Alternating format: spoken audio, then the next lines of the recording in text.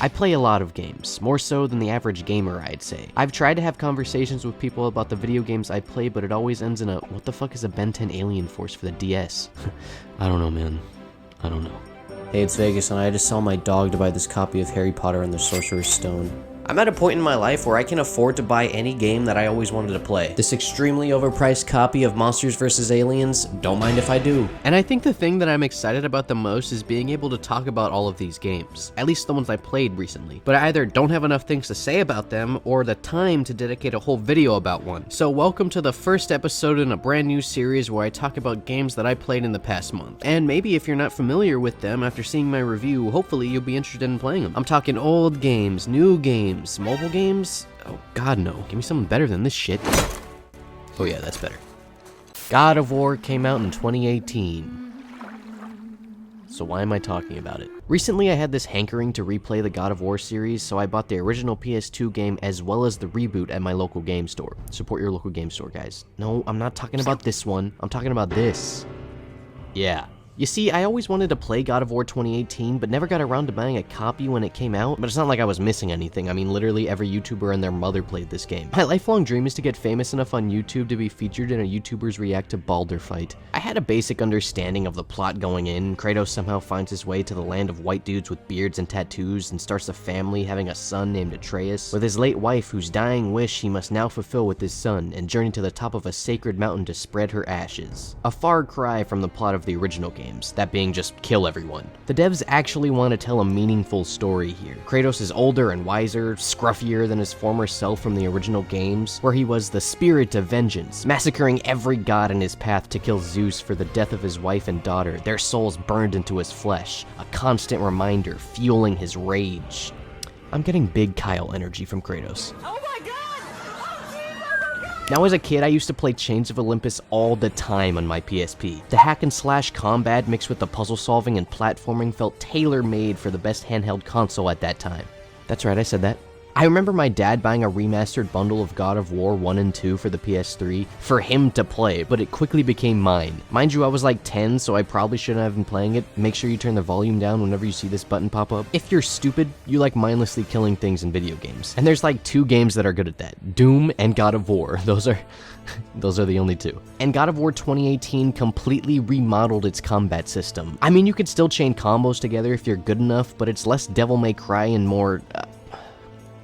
Alright, it's more Dark Souls, okay? It's more Dark Souls. You've probably heard this a million times, but it feels really good to just chuck the Leviathan axe and have it come back to you like you're Thor. And it's not like it's a completely different game because the combat is more free. A lot of things return, like chests with runes that'll increase your stats and skills to unlock that make you feel like a God of War, and that's where the fun ends for me. God of War 2018 honestly made me remember why I don't pick up games like Far Cry or Horizon Zero Dawn anymore, and that's a slow, predictable story. What? Are you serious? I'm at that section where you almost kill this magical pig and meet a druid, and the second after meeting her I was like, yeah, she's definitely gonna backstab us. I mean, I enjoy the mythos of the world, though I favor Greek mythology over Norse. It was fun to explore the world with my son. Don't get me wrong, I don't hate the game, I just got bored of it. It also doesn't help that when I bought it, I picked up another banger of a game along with it. That's right, I fuck bitches. The new LEGO Star Wars is a game I picked up for the meme that quickly turned into a Platinum Trophy speedrun. Now, I grew up playing these games. LEGO Indiana Jones, LEGO Marvel Superheroes, LEGO Harry Potter, but none hold a candle to the greatest of all time. I once asked my cousin, who's not a gamer, what her favorite game was, and she said LEGO Star Wars because that's the only game we could play co-op when she came to visit. People say food brings people together. Nah, fuck that. It's LEGO Star Wars The Complete Saga for the Wii. Remember the days when we thought this was gonna be the last LEGO Star Wars game? The title is a little misleading now. I mean, wow, does playing this game make me feel old. There was a time when this was considered state of the art, and now we have plastic creases in Luke's hair. What is this, Toy Story? You kids really don't know how good you have it now. Graphics for a game like this should have no business being this good. However, it goes in the exact opposite direction as well. While you get better gameplay per se, you don't get the same amount of storytelling. I mean, the cutscenes still have that signature TT game style of slapstick humor. They almost always made it fit into the larger retelling of the Star Wars story. Most of the time in the Skywalker saga, it feels like you watch a cutscene, run through a corridor, and find the next checkpoint. Rarely is there a thoughtful puzzle or interesting hidden secrets compared to the originals. Bring this shit back. Levels feel a lot shorter than they should, but then again, maybe it's my fully developed brain making the gameplay seem trivial now. It makes me wonder if I was a child, I'd find it more entertaining. Ah, who am I kidding? Fuck the children. See, while the gameplay may be a little mindless, it's still wildly entertaining. Instead of linear level designs, it seems like for each episode, they drop you into a semi-sandbox hub world where you can do side activities like collecting studs and finding secrets, letting you play the story mission in that area when you're ready. And it's not to say that the story is in any way worse than the original games. We actually get voice acting with many of the Star Wars cast from each trilogy coming back to reprise their roles. I have a bad feeling about this. Albeit with lesser story beats for the people who aren't familiar with Star Wars to gather information. Now, if this was any other franchise, this would be a problem, but since it's literally the biggest franchise, if you haven't seen Star Wars yet, you're the problem. I think the thing that surprised me the most was the steering controls for the ships and vehicles, which feel just as good, if not better, than something like Battlefront. I found myself dying on purpose just so the enemies would respawn and I could kill them again. Plus, there's absolutely no penalty for dying. And if I'm not mistaken, literally every Star Wars character is in this game. Clone Wars characters, TV shows like The Mandalorian, and even spin-off movies like Rogue One. Very cool. Like I said, if you just want to have fun, you can do that too. Replay a level in free mode so you can switch to any character you want. There's an actual combo system here. If you want to shit on your little brother in a 1v1, you can. Now I can understand why some diehard fans of the original games are pressed that it's not a one-to-one remaster. If it ain't broke, don't fix it, right? But it's like, come on, there's still a great game here. Don't hate on it because it wasn't catered to you. At the end of the day, it's a game made for kids who didn't get to grow up with LEGO Star Wars to get to grow up with LEGO Star Wars. If I was a kid now, I'd have even more of a blast with this game. It would be a great jumping off point for a kid who is a fan of this style of game to get into a more competitive one like Battlefront, or a more demanding one like Jedi Fallen Order. A great place to start, seeing as the sequel to that amazing game just got announced. Speaking of more demanding combat, So the noble shinobi stands in our way. Paragraph smash and photograph in half and be the inspector check on the warpath. First class, take the right to the gas, cause the ruckus like the aftermath. First class. in case you couldn't tell, I'm in love with Sekiro. I'm no stranger to praising FromSoft games, but with Sekiro, they truly perfected sword combat. Fuck The Witcher, fuck Dark Souls, fuck Ghost of Tsushima.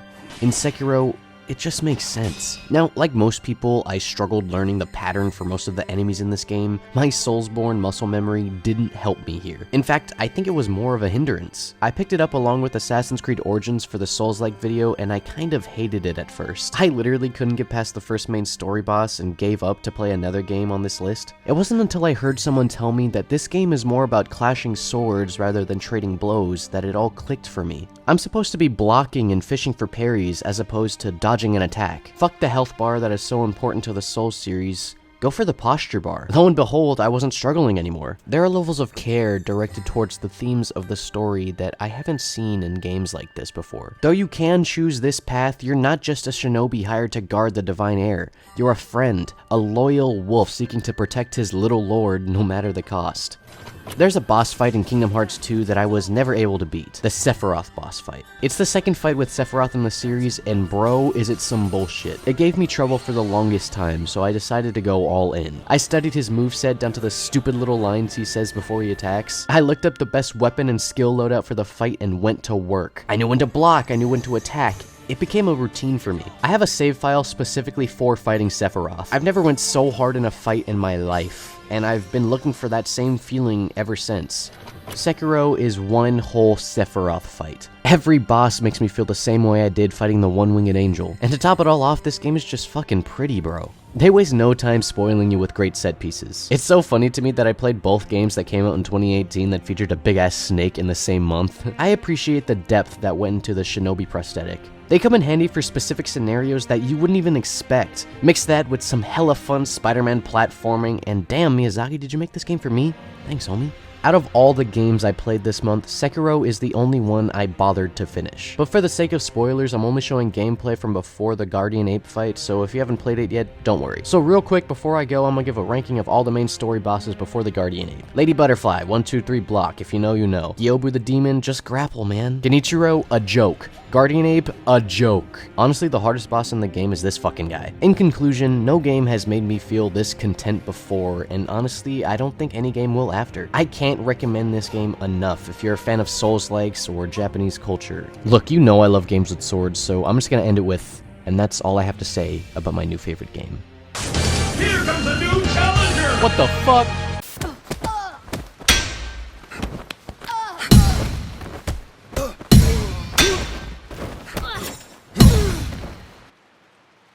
I'm happy. Talk about a contender for my new favorite game of this year.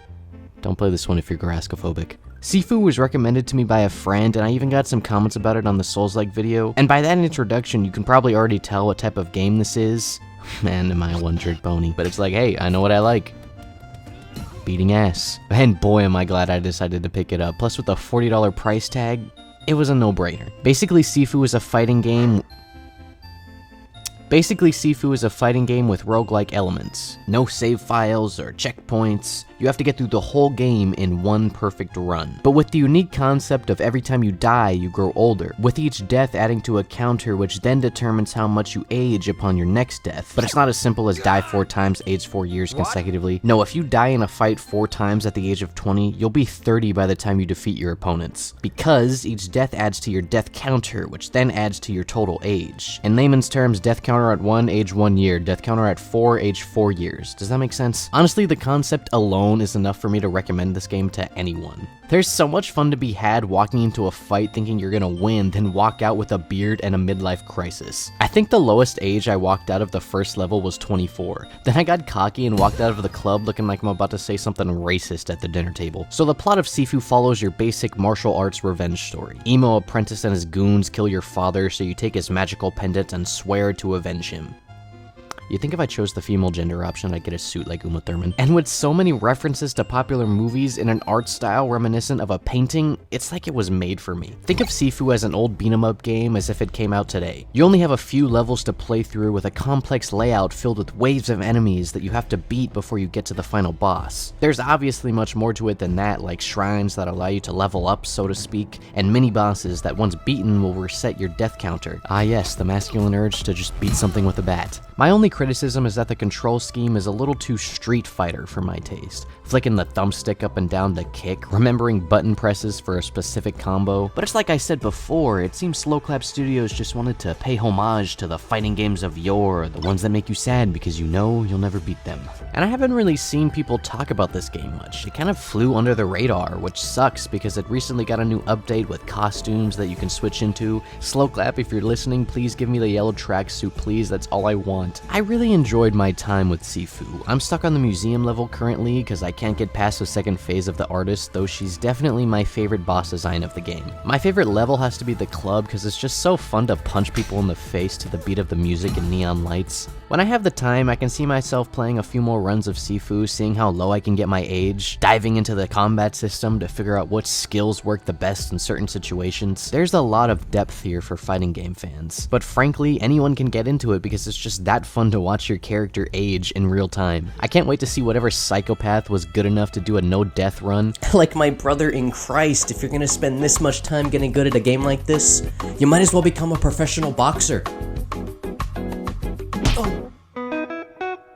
Hey, you made it to the end card. Thanks for watching. I had a lot of fun making this video because it got me to talk about all the games that I played this month that I didn't really have the time to make a whole video on. That being said, recommend me some games that you want to see me play in the comments. Some of your favorite games, you know? It doesn't have to be like a good one, just something that'll broaden my horizons a little bit. Maybe I'll put it in one of these videos.